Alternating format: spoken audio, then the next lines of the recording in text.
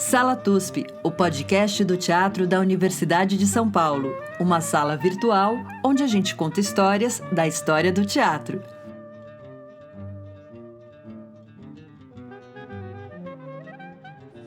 Olá, ouvintes do Sala TUSP, essa é a nossa sala virtual, onde a gente conta histórias das teatralidades brasileiras.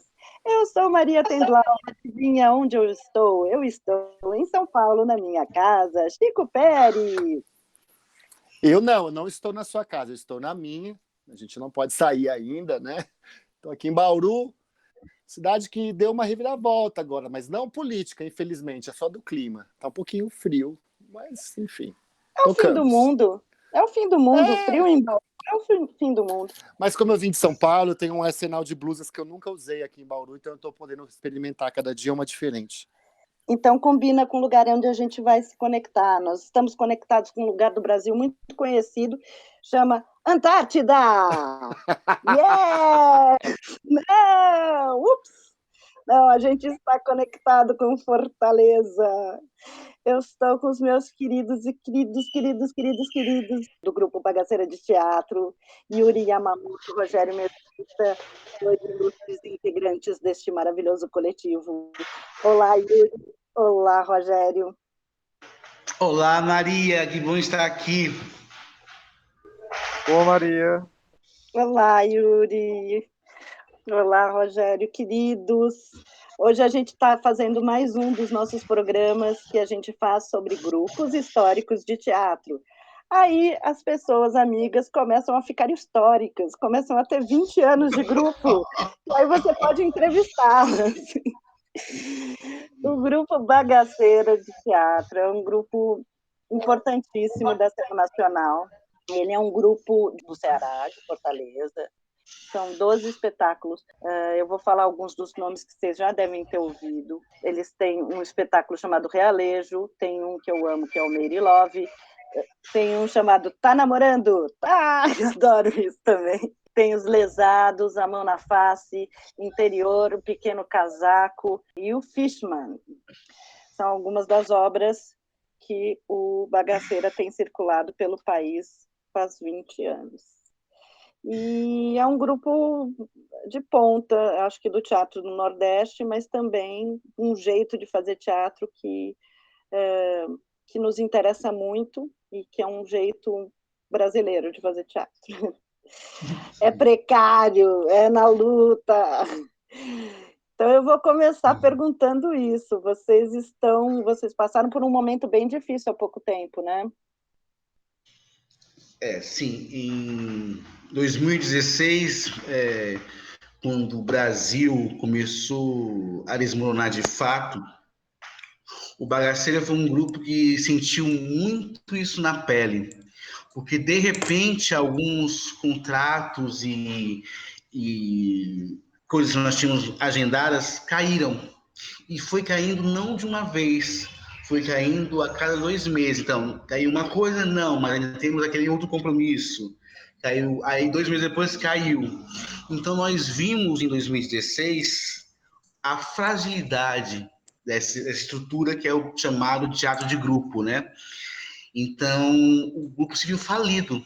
Nós escrevemos uma carta, né, colocando nas nossas redes sociais, essa carta reverberou, criou um debate sobre políticas públicas para os artistas, a arte, mas o tempo foi passando e entramos nessa era mesozoica que nós estamos agora no governo federal, em que não tem mais diálogo, não tem nada para você dialogar ou debater. E para mim, por exemplo, que no Bagaceira sou uma pessoa que fiz parte de construções de algumas, sabe, rascunhos do que poderia ser políticas públicas, que poderiam ser transformadoras para o país. Ver isso virar pó foi muito devastador, né? Mas acho que 16 anos naquele momento, as mesmas pessoas, foi uma fragilidade econômica, mas um milagre aconteceu. Eu não consigo explicar racionalmente como nós conseguimos sobreviver. E foi uma questão mesmo de sobrevivência, de faltar supermercado na casa de um, entendeu? Então foi um momento muito, muito, acho que foi um ponto de virada de reflexão sobre a continuidade, o que é que você quer da arte, a questão de ser um trabalhador da arte. Então, estamos nesse processo, inclusive, de reconstrução e de um outro olhar para o grupo, né? De uma outra percepção sobre o grupo em relação à sociedade brasileira, em relação também ao país. Nossa, isso é forte, né, Rogério? Assim, eu também me coloco muito assim, observando, eu que também venho dessa cultura do teatro de grupo, né, pensando qual é o caminho e o que se transformou. E eu vou voltar para trás para a gente se apresentar direito para quem está nos ouvindo. Pergunta, é uma pergunta besta. Bagaceira no Nordeste tem um sentido que tem em São Paulo ou não? Qual o sentido de São Paulo? São Paulo, vocês falam que uma coisa é bagaceira quando a coisa é meio mal feita.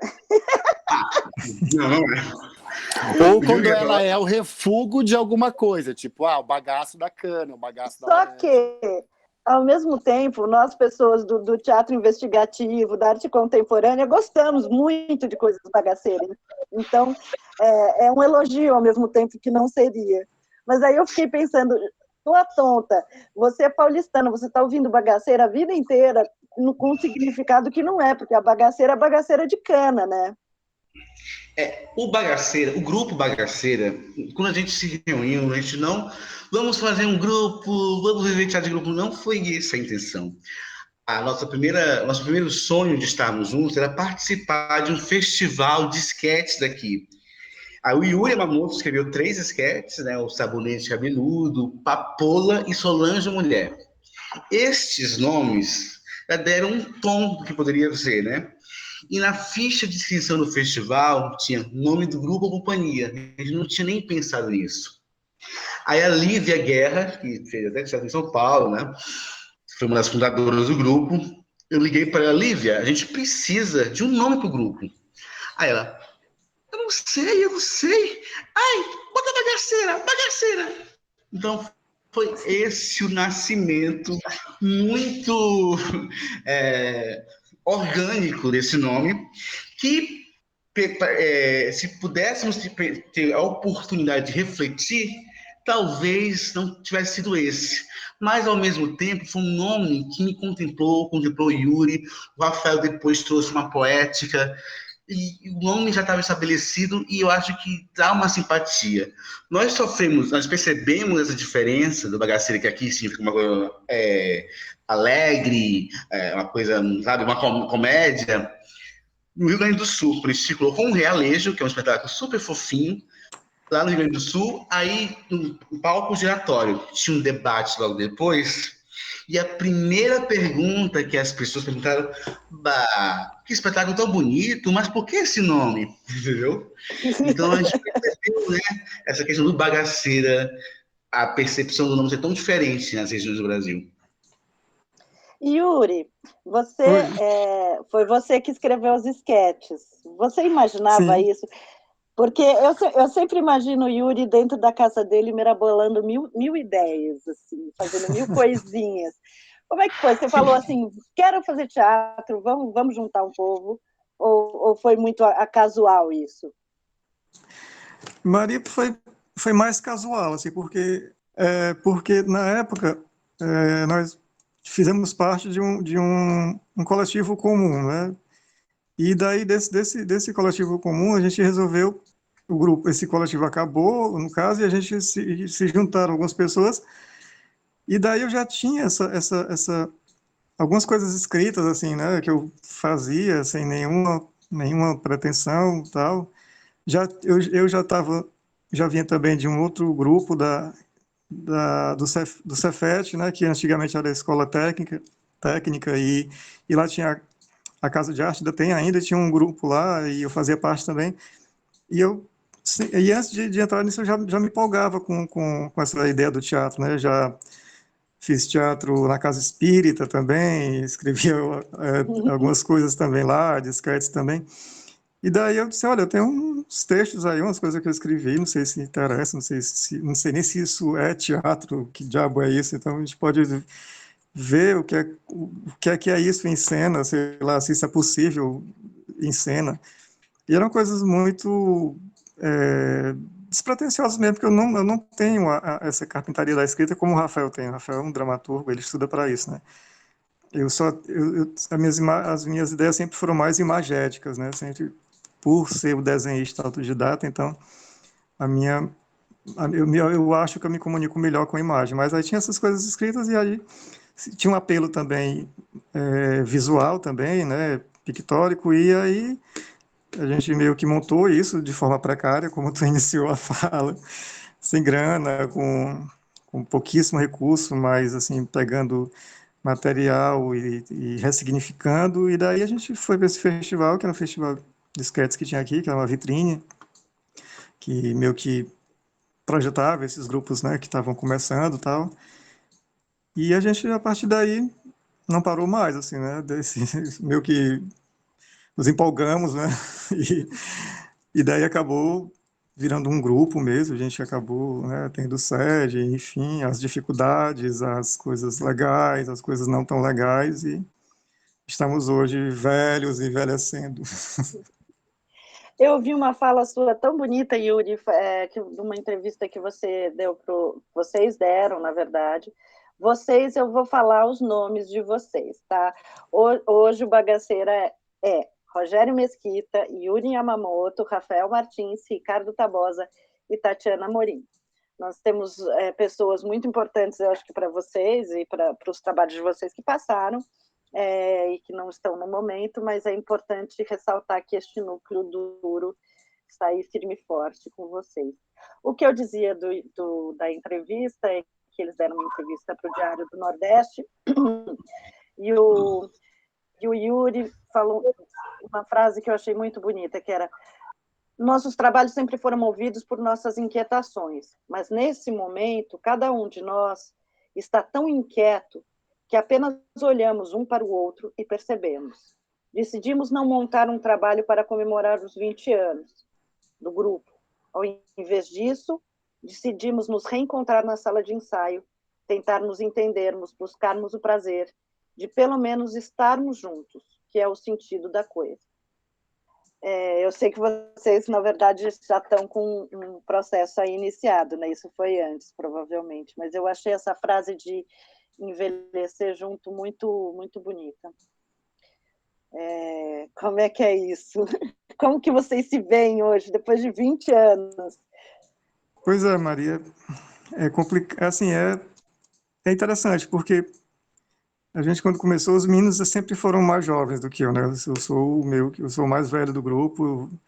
Esse ano eu faço 49, estou beirando meio século de vida aí. Já me sinto bem mais velho do que a idade que eu tenho, inclusive com as rabugices, assim,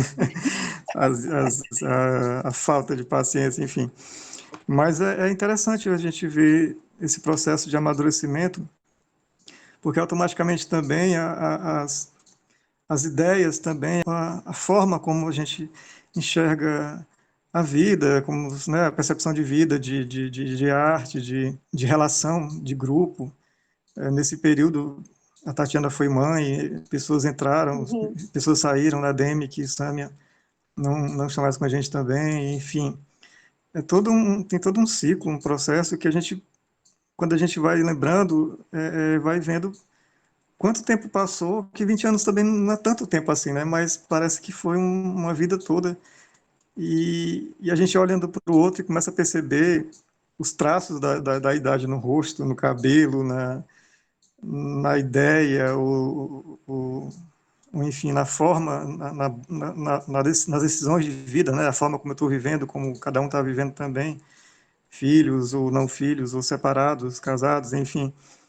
E isso é muito interessante porque nosso trabalho sempre foi muito, sempre partiu de nós mesmos, né? De nossas inquietações, como tu falou, de coisas pessoais, de inquietações nossas, enfim. E hoje em dia a gente para e fica, eu mesmo me pergunto, e aí, né? que é que vai rolar mais ainda? Será que ainda rola dá um caldo ainda esse encontro da gente depois de todo esse tempo, na idade que nós estamos agora? Né? Assim, a gente fica se perguntando isso também. Você falou que vocês meio que formaram um grupo, mas aí vocês trazem as inquietações que vocês têm. Dá para dizer que o grupo é o espelho de cada um de vocês refletido? Porque a gente vê vários grupos de teatro, por exemplo, igual mesmo o grupo que a Maria participou, o Latão, nós temos uma estética rígida que nos conduz, ou o toque faz as questões de espaço, né? O Vertigem. Vocês seriam um grupo que segue alguma estética, ou vocês vão nessa situação de o que o grupo faz é o encontro das pessoas? É por aí mesmo ou não? Sim, bem no iniciozinho mesmo, tinha uma coisa que as pessoas associavam muito o grupo a esse meu lado mais desenhista, né? As coisas do Yuri, assim, as coisas do Yuri, né? Ficou, no começo tinha esse estigma, né? Mas aí, com o tempo, as pessoas foram entendendo que não, que assim, que meio que eu tentava, junto com os meninos, meio que fazer esse desenho de cena, mas que na verdade era um desenho a várias mãos, assim, né? Não era só da minha parte, das minhas mãos, eram várias mãos e com vários pensamentos, várias ideias, várias questões de cada um. A gente sempre tentou contemplar todos, né? Porque a gente, toda vida que parte para um trabalho novo, a gente pergunta. A pergunta é como é que estamos, o que é que queremos comunicar, o que é que nos interessa dizer agora, né? O que é que, acima de qualquer coisa, o que é que nos interessa dizer agora, né? Mais do que se questionar o que é que devemos dizer, o que é que seria legal as pessoas escutarem, o que é que eu quero dizer, né? Que eu vou gastar um tempão de ensaio, do meu tempo, de final de semana em apresentações, e o que é que, para quê, né? O que é que eu quero, que troca é essa que eu quero ter com o público, né? Genial, porque na verdade foi uma pergunta retórica, né? Porque quando eu estava conversando com a Maria antes, aí tem um grupo que é um grupo de teatro, mas ao mesmo tempo é um grupo que também trabalha com artes visuais, depois trabalha com cinema. Vocês têm um filme bacanão aí que está na minha lista de filmes para serem assistidos, não assisti ainda. Mas aí também a gente vê que vocês trabalham desde comédias, dramas, sátiras e tudo mais, então é uma pergunta meio retórica aí. Então, essa questão do Bagaceira, essa pergunta e essa questão do envelhecimento, é interessante porque nenhum integrante que formou o Bagaceira tinha uma formação em teatro. Até porque no Ceará não tinha faculdade de teatro. Eu tenho formação em História, Yuri terminou o 2º grau, Rafael Publicidade, e por aí vai. Então, essa questão de estética, de pensar a poética do grupo, ela foi uma coisa que foi se construindo. É claro que as pessoas tinham a necessidade de catalogar, né? Fomos inclusive acusados de não fazer teatro com o nosso espetáculo Lesados, que foi um espetáculo que durou 12 anos, né? Então, quando a gente se deparava com debates que... Qual era o argumento? O debatedor, no Festival de Guaramiranga, em 2004, o espetáculo causou uma celeuma, né? O corpo de júri brigou, é o nosso primeiro espetáculo, e um dos jurados ficou com muita raiva do espetáculo, porque nós colocamos no folder que o texto do Rafael Martins trazia ecos do teatro do absurdo. Então ele nos arguiu. Cite agora 3 características do teatro do absurdo. E isso era um debate público, aberto para toda a comunidade teatral. Era o nosso sonho. E o Yuri e o Rafael, eu lembro que ficaram meio paralisados por tamanha violência e a falta de sensibilidade do olhar de uma pessoa tão experiente de um grupo que estava começando.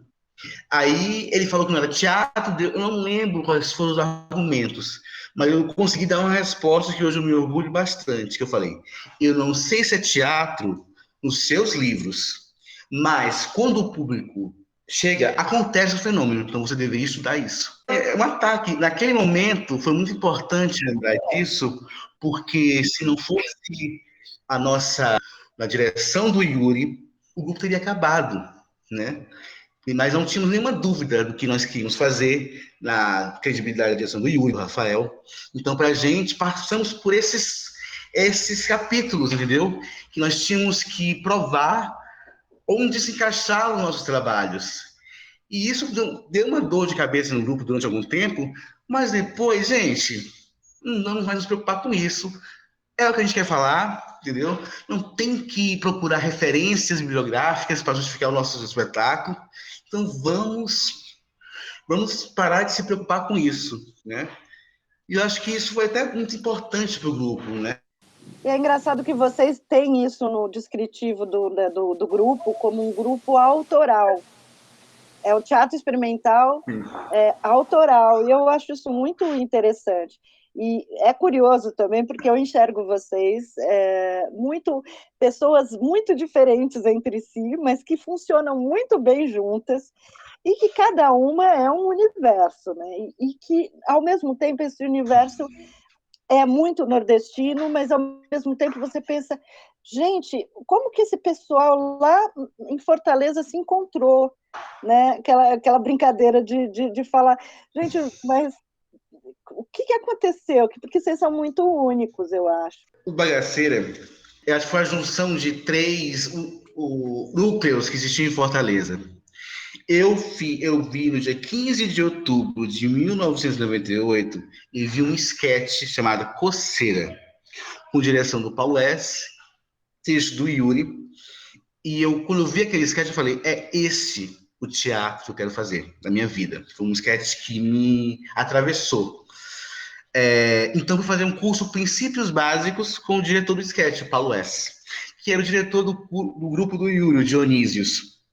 Desse curso, eu e mais 3 meninas, o Paulo S. nos chamou para o Dionísios e nos encontramos. Eu encontrei meu ídolo, o Yuri, né? E aí, uma das meninas estudava num colégio, criamos um outro grupo chamado Patacatus, que o Yuri falou, de onde veio o Rafael Martins. Patacatus foram nossos núcleos originais: Lívia Guerra, Isabela Cavalcante, Luísa Torres, Yuri Mamoto, eu e Rafael Martins. Então, são vários encontros jamais esperados. E isso é um olhar meu que eu tenho paulistano, horroroso, provavelmente horroroso, eu fico muito instigada pela cena cearense, e uns tempos atrás eu senti uma diversidade, uma potência muito grande. Como que está hoje a situação da cidade, do estado? Engraçado, Maria, eu estava refletindo sobre isso, escrevendo um texto. Eu estava escrevendo um texto sobre um amigo meu.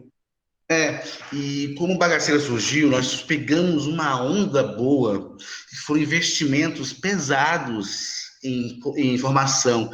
Pegamos o Colégio de Direção Teatral, o Yuri é formado por essa escola, junto com o Rafael Martins, e o Colégio de Direção trouxe profissionais do Brasil inteiro para dar aula aqui.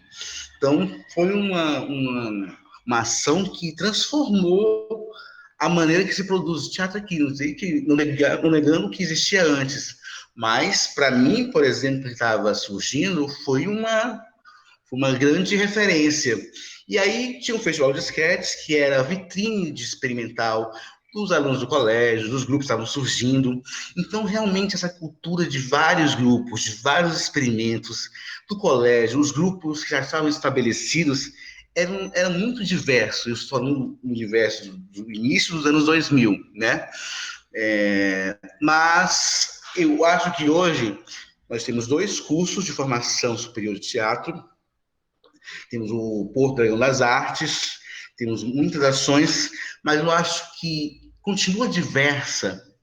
Mas eu não sei se eu estou envelhecendo, Maria, mas é uma questão, eu acho, geracional, de que existem trabalhos que não me dizem algo. Não é não sei se é rabugentice, mas eu percebo que houve essa construção, estabeleceu-se um formato, teatro de grupo é isso, tem que ter sede, e eu percebo que não há uma ruptura ou um avanço em relação a isso.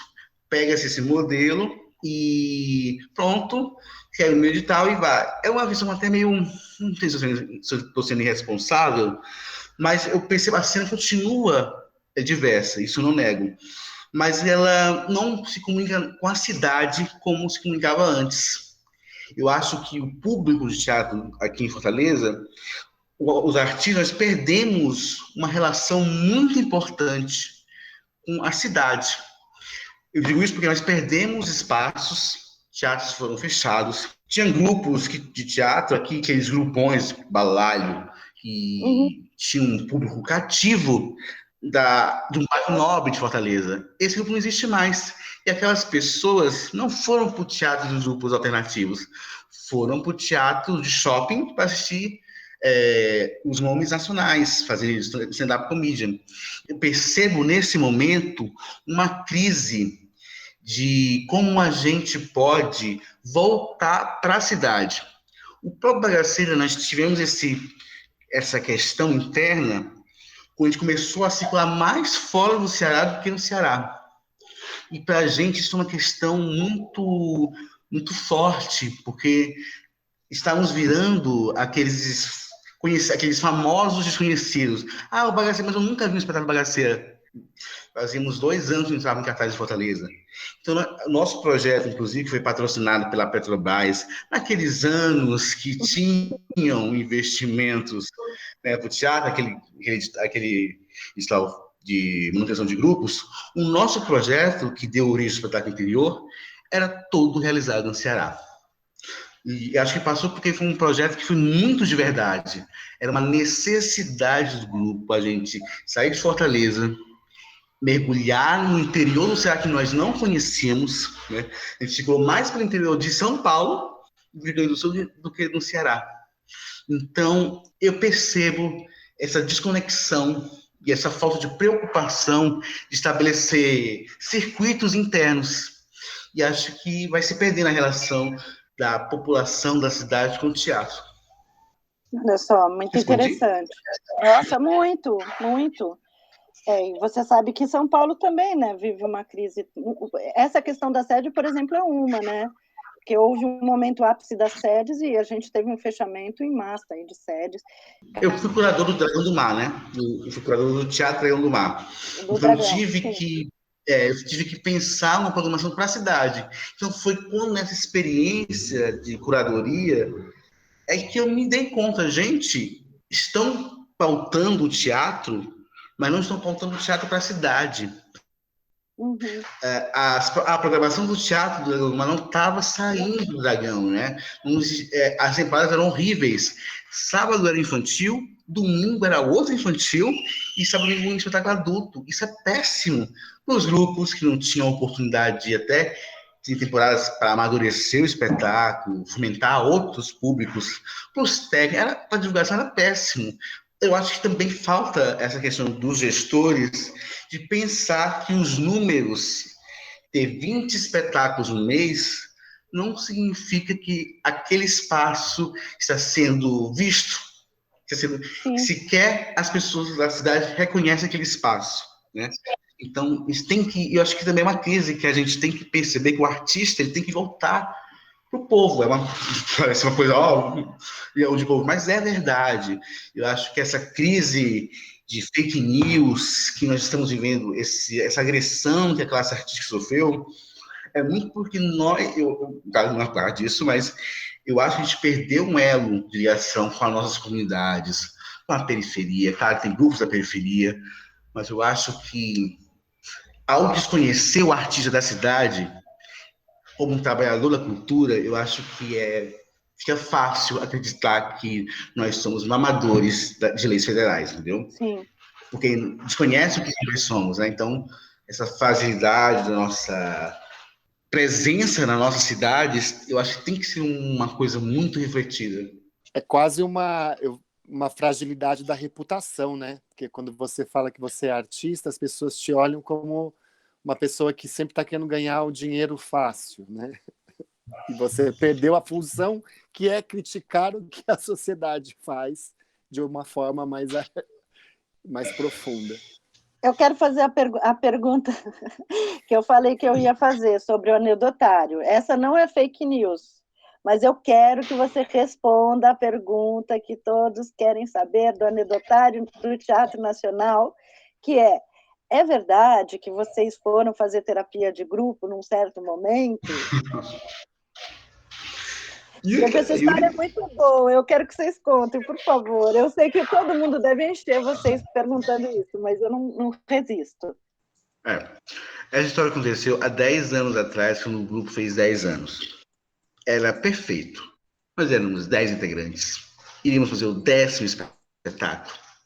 Nós tínhamos vencido nosso primeiro edital nacional, que era o Miriam Muniz, que, para quem não sabe, existia a Funarte. Era perfeito. Então, o Rafael Martins, com aquela sua sensibilidade, e pensou, o espetáculo de 10 anos tem que refletir a voz dos 10 integrantes. Ele fez uma pergunta muito capciosa. Qual o assunto que mais te interessa? Essa casa da esquina. Então, a gente começou a fazer diversas cenas em busca do que nós queríamos falar. E foram cenas individuais, cenas de trio, quarteto. Uma dessas cenas, inclusive, foi o argumento do Inferninho, né? Nossa longa-metragem junto com a Marrevolta e a Tardo Filmes. Mas estávamos, gente, uma semana da arte moderna, mas sim, o que é que nós queremos fazer? Então, claro que também isso refletia um desgaste de convívio de um grupo de 11 integrantes de 10, uma escola de samba praticamente, que passou 3 meses numa van circulando pelo palco giratório. Teve desgastes naturais. E isso reverberou 3 anos depois, nessa época. Então, a Paula Iemanjá, que era uma integrante do grupo, ela deu essa ideia. Gente, vamos fazer uma terapia com Raimundo Severo, que é um terapeuta daqui, de grupo. Então, durante uma semana, os 10 iam para o consultório do Severo. Ele fazia terapia. Eu sei que no último dia, fez uma grande roda. E foi muito difícil, porque aí eu percebi a questão do individual e o coletivo. Vozes estavam caladas, não se sentiam prontas para falar, porque havia muitos problemas comigo, inclusive, que era do grupo. Então, dos 10, saíram 4. 10 saíram 4. Ficamos 6. E, claro, foi doloroso, mas eu acho que foi uma maneira até carinhosa da gente separar, porque a separação estava iminente.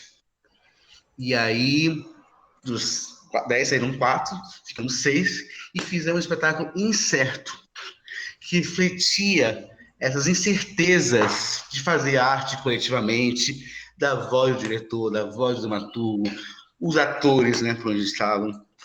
Mas eu acho muito especial isso do Bagaceira, porque estávamos tão truculentos uns com os outros, era uma guerra tão silenciosa, mas essa maneira da gente entender que não estávamos mais sendo produtivos, todos os 10, eu acho que foi muito... Para mim, foi uma lembrança que eu guardo com muita alegria da gente ter tido essa ação de carinho. Não conseguimos trabalhar juntos, mas vamos nos separar. Mas pode voltar quando quiser. E aconteceu, né? O Ricardo Tabosa foi um que saiu e voltou, né? Em 2015. Né? E parece uma música... É uma música do Chico Buarque, basicamente, né? Isso, a separação do grupo. Fomos na terapia. Eu gosto de vocês, especialmente por causa disso. Vocês são muito coração, né? Ninguém tá vendo a cara da Maria, mas quando você estava fazendo um relato, passou pela cara dela várias situações, inclusive que ela fala: temos que fazer uma terapia de grupo, não é, Maria? Ah, sim, mas a gente passou muito tempo, e os meninos sabem, discutindo como é que era teatro de grupo, o que segurava o grupo. Foi o único grupo dos encontrões do Brasil todo que chegou e falou: a gente fez terapia de grupo. Gente, foi revolucionário. Eu achei o máximo. O que é a terceira Só um pessoa, minuto. então, neste momento? Foi um texto que surgiu, a gente, no meio dessa coisa da pandemia, a gente meio que se afastou, né, por questões tanto do isolamento, mas eu acho que antes do isolamento, propriamente dito, a gente já estava vivendo meio que um isolamento no grupo, né? Antes da pandemia já estava acontecendo esse isolamento, e o isolamento veio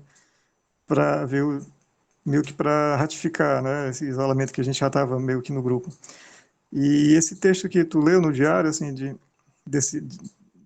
do prazer de tentar buscar o prazer, pelo menos, né, de estar junto durante o ano passado, que a gente completou 20 anos, isso de fato aconteceu. E meio que a gente estava nessa situação, né, e vamos fazer nada, vamos fazer alguma coisa, então surgiu um convite para um festival que seria, né, nesse formato online e tal, usando plataforma.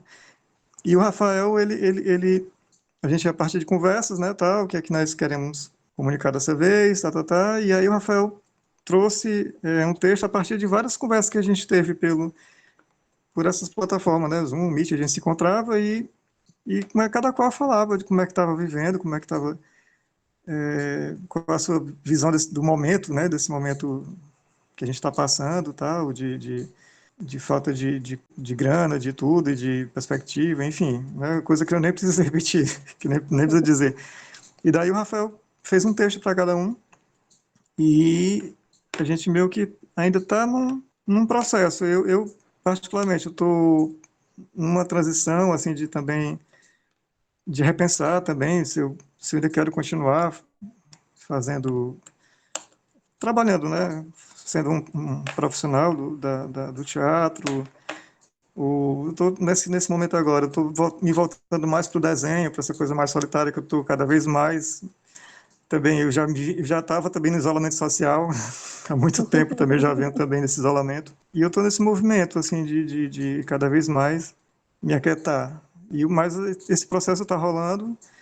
A gente está vendo se vira algum produto audiovisual, sei lá, um curta, um média, não sei. A gente está nesse processo agora.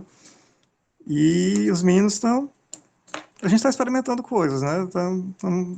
Até para entender, Maria, como é fazer teatro agora, depois de todo esse tempo, né? Porque faz um tempo que a gente não produz um espetáculo. O último foi o Seu Ventilador, que é um espetáculo, assim, por acaso, ele é voltado mais para o público infantil, mas é um espetáculo, né?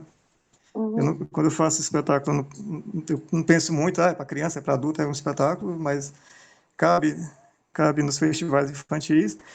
E a gente fica assim, o que é que a gente quer comunicar agora? Como seria esse espetáculo agora, depois da gente passar por todo esse tempo, sei lá, e como é que estamos agora, né? É mais ou menos, é meio que um reflexo disso. E a gente está aí vendo o que é que vai rolar dessa terceira pessoa, tá nesse processo, tá. Essa história do cinema, que é engraçado, porque quando me pareceu muito natural essa coisa audiovisual para vocês, exatamente pelo seu apelo imagético, né? E eu sempre me lembro daquele curta que você fez com desenho, com papel, que é tão lindo. Isso não te reaquece, assim, para estar junto? Talvez outra coisa, que nem sei se é teatro? Pois é, eu tô me deixando levar, tô me permitindo, assim, né? É que quando, assim, eu estou percebendo que eu estou nesse processo de envelhecimento e estão vindo outras coisas, sei lá, como se fosse um mar mais parado, uma marola, uma coisa mais... eu estou mais a minha, né, no caso, assim, eu não tô... Essa vontade de comunicar que eu tinha há um tempo atrás de teatro, a gente, né, vamos nos comunicar, não sei o quê. Eu não sei, eu não tenho nada a dizer agora. Não sei se eu tenho algo interessante a dizer, ou se eu quero dizer alguma coisa, ou se eu quero ser escutado. Eu não tenho rede social, não posto nada, assim, eu estou aqui no teu podcast, porque eu tenho um carinho muito grande por ti, mas talvez fosse um outro convite eu teria recusado, assim, porque eu estou nesse momento de entender melhor, assim, de me reeducar, né, que eu estou no processo de reeducação mesmo, depois de velho, porque os tempos são outros e eu tenho que, se eu estou vivo agora, eu tenho que entender que momento é esse, e eu estou num momento de reeducação, de procurar entender que momento é esse em que eu me encontro vivo, e poucas coisas estão me empolgando, para falar a verdade, mas vamos ver o que é que é. Oi, Yuri, eu tenho a mesma idade que você, viu? Então a gente ainda tem chão pela frente. Quero avisar que eu estou disposta. Não, mas não é isso, querida. Quem não conhece o Yuri é uma pessoa introspectiva mesmo, mas tá aí produzindo coisas há muito tempo, muito lindas pra gente. Você, Rogério, como é que você vê o processo? Pois é, eu acho que foi muito importante essa decisão de não nos sentirmos obrigados a fazer. Porque a pandemia, fizemos 20 anos em maio do ano passado. Nós íamos fazer uma temporada de repertório, né? Estava pautada, então ia ser uma coisa meio padrão, mas também um retorno da gente às temporadas. Quando eu vi isso cair, eu caí de cama. Eu realmente não lidei bem com o começo da pandemia, eu estava morando na sede já, e eu vi que, nossa, vai acabar, vamos ter que entregar. Então, eu vi os grupos super rápidos se dando, né? Produzindo coisas, e eu confesso que eu não sou público, eu não consigo ainda, parar no Instagram para um espetáculo, eu não consigo ainda.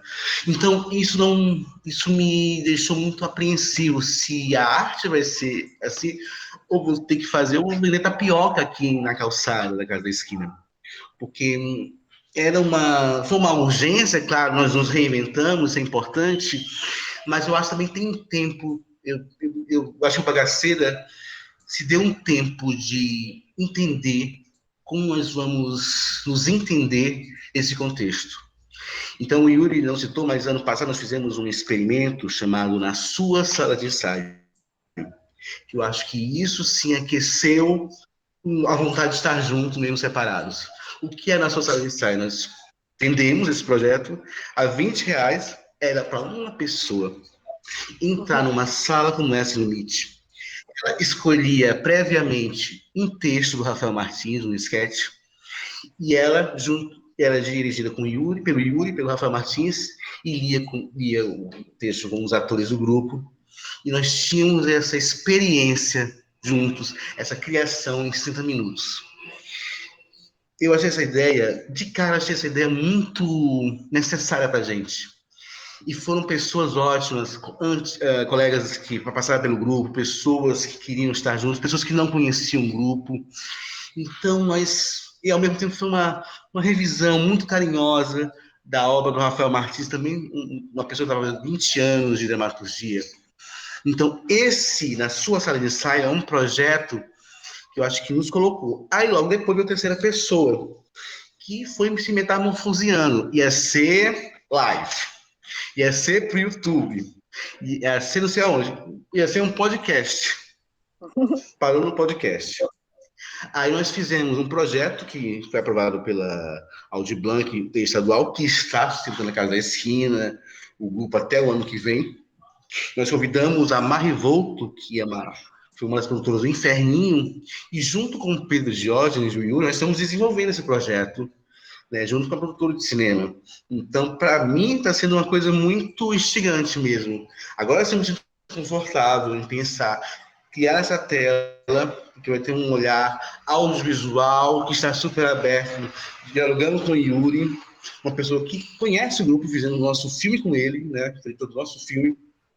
Então, eu noto um norte, percebo um norte, e isso me instiga a criar. Mas aí é isso. Esse projeto é a minha vida. Nesse momento, decifrar junto com os bagaceiros que terceira pessoa é essa. né? Então, só esse histórico de como esse projeto, essa ideia foi se metamorfoseando, eu acho que também, eu acredito muito na maturidade da gente de não ser tão imediatista. Vamos silenciar, vamos ficar um pouco quietos, porque não temos nada para falar. Entendeu? Tanto que ano passado, aos 20 anos, a gente fez uma retrospectiva muito pífia do repertório do grupo. Nós liberamos as gravações dos espetáculos de câmera parada para as pessoas assistirem, entendeu? Foi isso que nós comemoramos, né? Mas eu acho que o segundo semestre e esse primeiro semestre desse ano estão sendo muito... Estamos nos reconfigurando, né? Uhum. E eu percebo essa vontade, dentro desse contexto terrível, mas há um brilho de que isso pode ser algo que vai ser legal e há um norte, pelo menos, né? Eu estou muito feliz em fazer parte. Que bom. Chico, você quer perguntar mais alguma coisa? Nós já estamos no teto aqui. Foi um dos podcasts mais sinceros que a gente já fez, porque é a primeira vez que a gente lida com... Bom, primeira vez não, primeira vez gravada, que a gente lida com artistas que dizem assim, nós não sabemos ainda onde estamos. Eu acho isso tão engraçado, porque nós também não sabemos onde estamos, todos nós, né?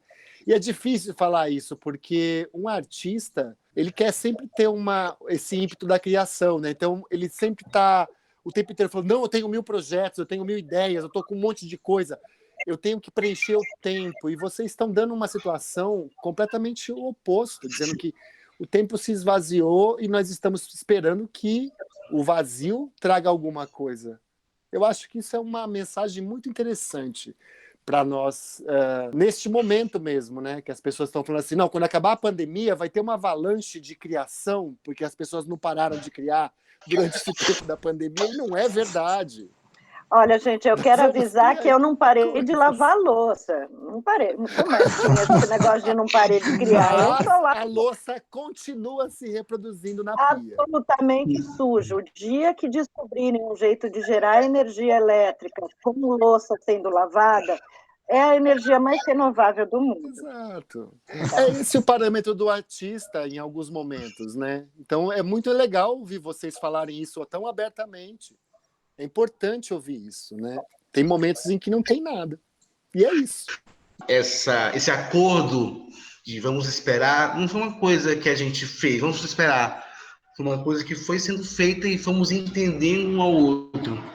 E eu acho que, claro, esse contexto, mas isso também reflete ao tempo, aos ganhos que o tempo nos dá. Eu trabalho com o Yuri há 21 anos, com o Rafael Martins também, estamos juntos desde então. E o Yuri foi se descobrindo diretor, o Rafael foi se descobrindo dramaturgo e eu, produção. Eu acho que eu fui uma Odete Reutemann durante muito tempo no grupo, aquele produtor muito, vamos ter que fazer o compromisso, tá doente, levante, entendeu? Tinha uma barreira, uma cortina de vidro, né, ao meu redor. E, por exemplo, não produzir um espetáculo por ano, o tempo foi dando essa questão, não precisa, temos repertório, temos outras possibilidades. Então, essa desaceleração, que eu acho muito saudável, esse respiro, esse tempo de refletir sobre o que queremos falar. Eu acho que, quando o Yuri fala isso, eu penso no Senhor Ventilador, que foi a nossa última obra, eu falei, é perfeito, é exatamente isso. Se cada intervalo que é uma obra como essa, vale a pena, entendeu? Eu acho isso não somos aquele grupo que de marquise, né? Não temos essa obrigação de que temos que abrir os grandes teatros da cidade. Somos um grupo que fazemos espetáculo para 60 pessoas, entendeu? Então a gente pode, sim, te dar esse tempo. Gente, eu quero terminar assim falando uma coisa. Primeiro que eu tenho absoluta crença na capacidade de criação, de emanação de vocês. seja como for, sob que plataforma e para que lado que for. Mas essa semana, eu estou dando aula para crianças, porque eu estou dando aula para minha filha, porque ela está sem aula na escola, que a escola está em greve e tal. Comecei a dar aula para a turma dela, dando aula de ciências. E essa semana a gente recebeu uma professora Suzana de Souza Lalique, da Federal de Sergipe. Ela era tia de um dos alunos e falou, eu vou lá, são crianças de 10 anos, falar sobre energia nuclear, porque a gente estava discutindo isso. E ela me falou uma das coisas mais bonitas que eu ouvi nos últimos tempos, sabendo que ela é uma física e não uma poeta. Ela disse assim, e é isso que eu queria terminar falando para vocês e para os ouvintes queridos. Ela disse o seguinte, a gente, toda a matéria é feita de átomos, e a gente também. Só que os átomos têm núcleos minúsculos, e em volta desses núcleos, alguns ou muitos elétrons giram constantemente, mas existe muito espaço entre um e outro. Portanto, nós somos feitos de incontáveis vazios. Que lindo eu achei isso. Tão maravilhoso que eu queria falar. Vamos Que viver lindo. bem os nossos vazios. Nossa, muito obrigado, Maria, por nos dar isso. Nossa, mesmo. Nossa, obrigado. Obrigada a Lindo. vocês.